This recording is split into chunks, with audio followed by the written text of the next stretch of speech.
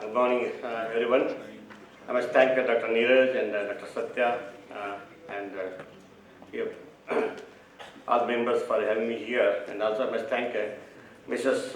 Nagpal for hosting us a wonderful dinner yesterday night. Thank you very much. The topic which is given to me is how to deal with a fire against you in the police station. Friends, criminal law is applicable to all the individuals and doctors are no exception to it. We must remember this. So for the young friends, just I would like to simplify myself what exactly is the FIR. It's a written document prepared by police officer based on the information about the commission of a cognizable offence. This is very, very important. It's the first information that this is the police officer after an offence is committed, or it is a complaint lodged with the police by an aggrieved of a cognizable offence or any person who has information about the commission of the offence. It can either be oral or it can be in a written form. It is a procedural provision under section 154 of the CRPC. Just in brief, I would like to tell what exactly are the types of. There is the general. It is the one filed by the aggrieved party or the first party against another party in the general transaction of the nearest police station. The other one is very rarely we do come across in the police station the zero FIR. It is given a zero number instead of a serial number. It is recorded regardless of the location of where the crime was committed. So many patients come to the road traffic accident. Probably something must have been occurred in some other places.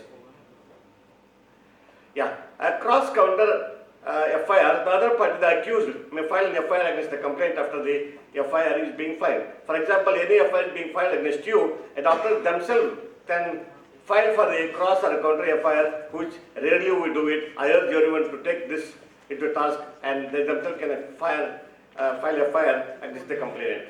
Otherwise, it's a multiple, we don't deal with that. So, what is the procedure for registration of cases in the courts? Lodging of FIR before the police under section 154 of the CRPC. Complaint may be made before the superintendent of police under section 154(3) of the CRPC.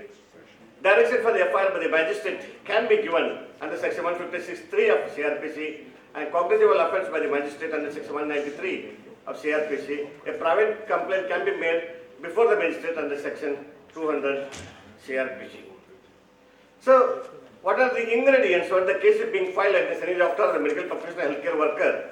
The crimes are public wrongs and the aim of the criminal proceedings to punish the wrongdoer. The wrong acts may be intentional or willful wrong, which is not really applicable to the doctors because we do not have any intention to kill the patient or do harm to the patient. So this is just a theoretical, okay? And a negligent act, wrongs are of a strict liability created by some special statutes where you cannot escape, especially in the Transplant Act, PC Penalty Act and MTP Act. Another one is a mens rea.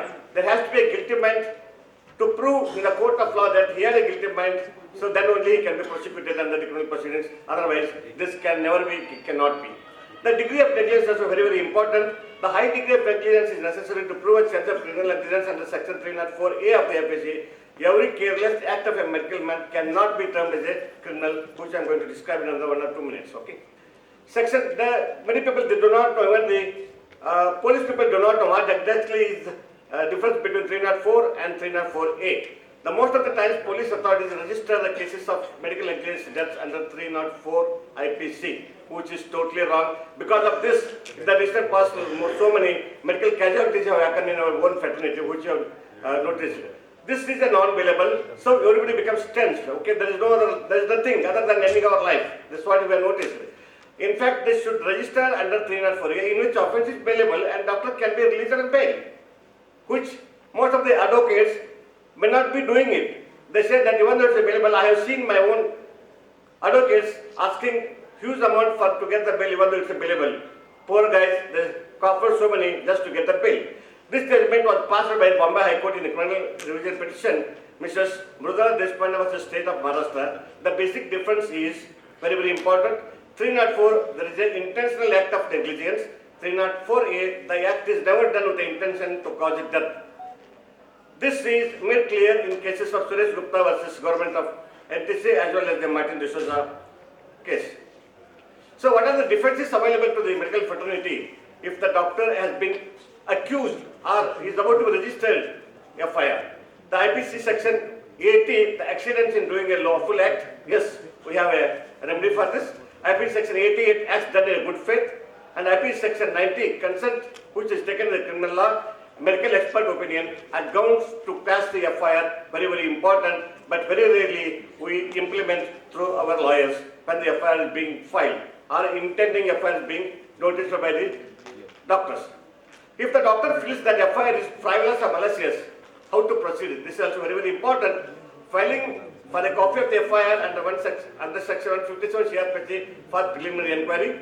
Filing of the application before the session judge or High Court for anticipatory bail under section 348 CRPC to avoid the imminent arrest if at all it is not there under 304A, other than 304A. The filing of the writ petition under section 226 of the Constitution before the High Court to squash the FIR as there is inherent power of the High Court order under section 482 of the CRPC. High Court can proceed with the squashing of the FIR if the trial has already been started, submit an application for the discharge where the matter is under the hearing under section 227 of CRPC. Having squashed the FIR, what are the rights of a doctor who is acquitted? After squashing the FIR and getting the discharge from the court, doctor may pray for the court for criminal proceedings against the complainant, which rarely we do it. We get a sigh of relief that FIR being quashed. Why do you want to keep quiet? Okay. The legal remedies against the complainant are the filing of the complaint under section 182 CRPC against the complaint, filing of the application before the High Court under 156 CRPC, or make a private complaint under section 200 CRPC. Actions against the police servant. Many times you have seen that yes, FIR is being filed. If there is a malicious intent against the police officer, definitely you can take him to task.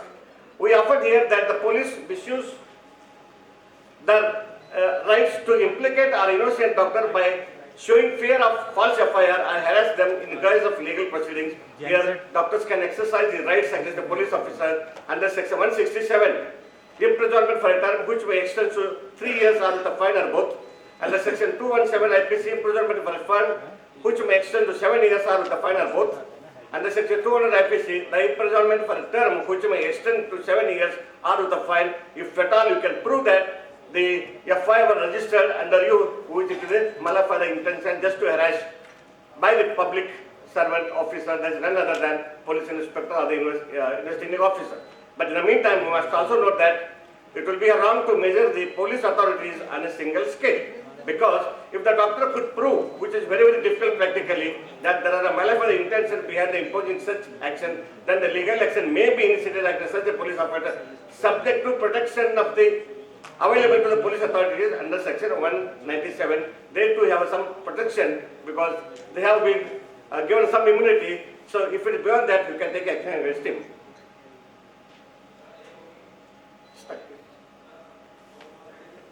I think it's stuck in this slide. Another 2 slides, I'll try to finish within it. Yeah. So, many times you will get scared if at all you receive a notice from a lawyer or a patient, a parent, relative, even from the respective medical council, and imagine the amount of stress what you have. If you have been sure or if you have been FIR is going to be filed shortly, probably it's going to be a gross injustice, mental torture unimaginable. I've seen many of our colleagues have left the practice just because they issued a complaint from the police station or else the consumer protections, consumer laws, and wastage of time and money which cannot be acquitted to. And many people, they go for acute depression, and if your colleagues, they don't help them, if they don't themselves, okay, take the help of your own colleagues, probably nothing left them but to go for suicide, and may not be allowed to go out of the country without the due permission because criminal case has been filed. And probably it will be the end of their practice. Many times we have seen it. Next slide.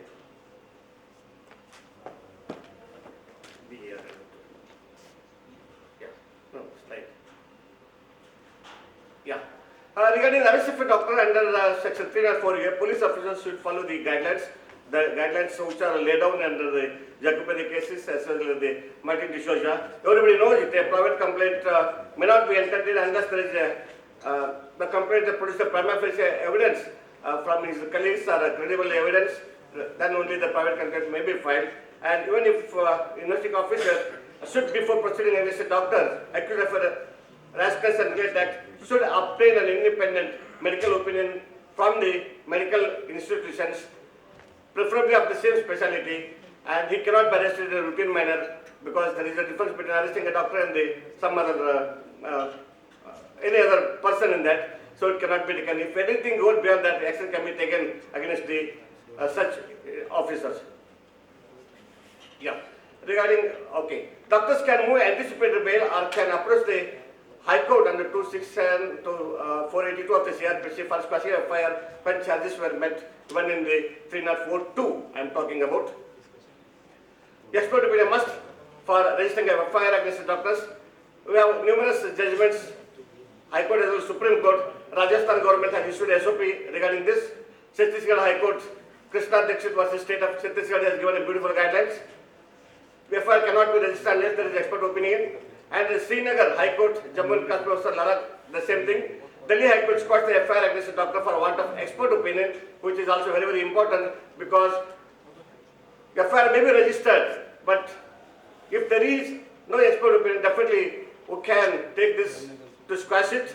And I have done in Karnataka 3-4 FIR being squashed just because they were registered FIR without the expert opinion, even in the one dental case, another one in the other side, another one in the surgical patients.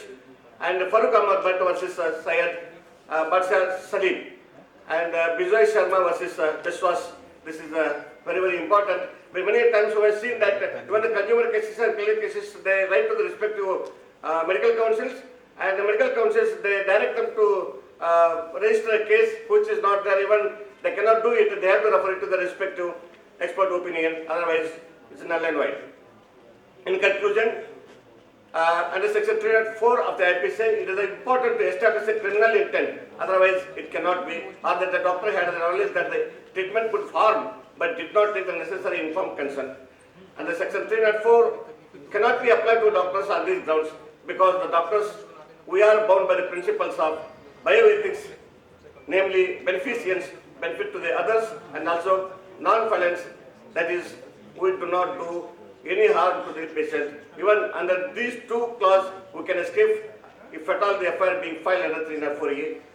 With this, thank you everyone. I think I stick to my timing to go to me. Thank you, sir. Thank you. If you have any questions, Chairperson may allow, otherwise we can go and have it in lunch hours. Thank you. Yes. That will be nice.